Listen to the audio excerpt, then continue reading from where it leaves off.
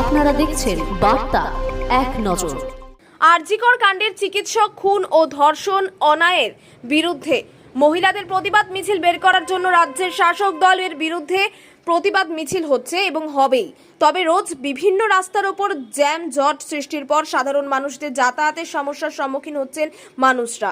আর এই সমস্যার সৃষ্টি হলেও মহানগরীর তিলোত্তমা কলকাতার রাস্তাঘাট অবরোধ চলে এবং অন্যান্য বিরুদ্ধে প্রতিবাদ মিছিল বের করেন। কিন্তু বলাই বাহুল্য, সত্যি বাস্তব সম্মুখীন ঘটনার চিত্র রাজ্যের বিভিন্ন প্রান্তের কর্মরত লোকজন রাস্তার উপর ফুটপাত দখল করার হকারদের জন্য আরও diamond Harbour road Joka Vivekananda mission স্কুলের সামনে রোজগার চিত্র। সকালবেলার দিকে রোজ রাস্তা এইভাবে জ্যাম হয়ে থাকে ঘন্টার পর ঘন্টা এবং রাস্তার দুধারে হোর্ডিংয়ে ছড়াছড়ি। নিজেদের মধ্যেই যেন প্রতিযোগিতা হয় কে কার নামে প্রচার করবে। অভিষেক বন্দ্যোপাধ্যায়ের পোস্টার নিয়ে স্কুলের ওখান থেকে শুরু করেছি, এখানে চড়িয়াল পর্যন্ত আমাদের ইন্টিমেশন দেওয়া ছিল। এখানে আমরা মোটামুটি 8টা পর্যন্ত ইন্টিমেশন দিয়েছি। সেই পর্যন্ত হয়তো আমাদের অতক্ষণ থাকতে হবে না, কারণ এখানে যাতে জ্যাম না হয় তাই একদিকে রাস্তা আমরা খুলে রেখেছি, প্রশাসনের যাতে সুবিধা হয়। আমরা কারো অসুবিধা করতে চাই না। আর একটা জিনিস আরজি করে যে তদন্ত, সেই তদন্ত কিন্তু নিরপেক্ষ হচ্ছে না এখনো পর্যন্ত, কারণ এভিডেন্স সব কিছু লোপাট করেছে দুষ্কৃতি দিয়ে। আরজি করে তদন্ত যাতে সঠিকভাবে না করতে পারে সিবিআই ভাঙচুরও পর্যন্ত করেছে।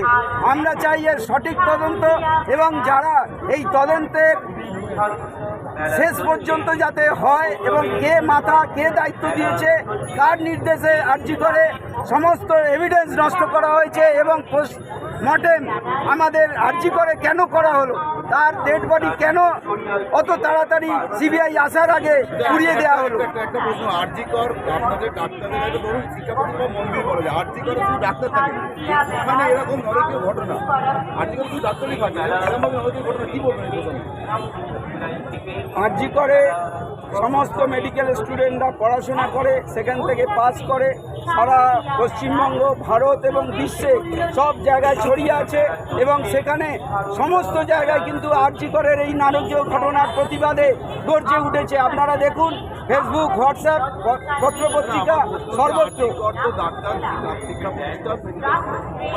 ডাক্তাররাই থাকে, ডাক্তারদের নিরাপত্তা আগে থেকেই কনসিড থাকতে মনে হতো আপনাদের?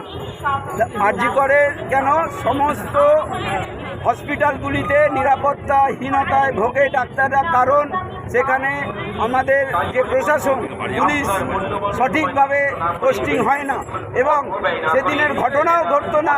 রাত্রিবেলা যে ভাঙচুর, কোটি কোটি টাকার যন্ত্রপাতি নষ্ট হয়েছে, আমাদের গা জ্বলে যাচ্ছে যে আমাদের ট্যাক্সের পয়সায়, জনসাধারণের পয়সায় যে চিকিৎসা করা যেত সেটা করতে গেলে আরও 1 থেকে 2 বছর সময় লাগবে। আমরা এই সমস্ত দোষীদের শাস্তি চাই এবং যারা এই ভাঙচুর করিয়েছে সেই সমস্ত নেতাদের অবশ্যই ধরতে হবে। নিরাপত্তা দেওয়া হয়েছে রাজ্যে ছাড়া আরও অনেক হসপিটাল আছে,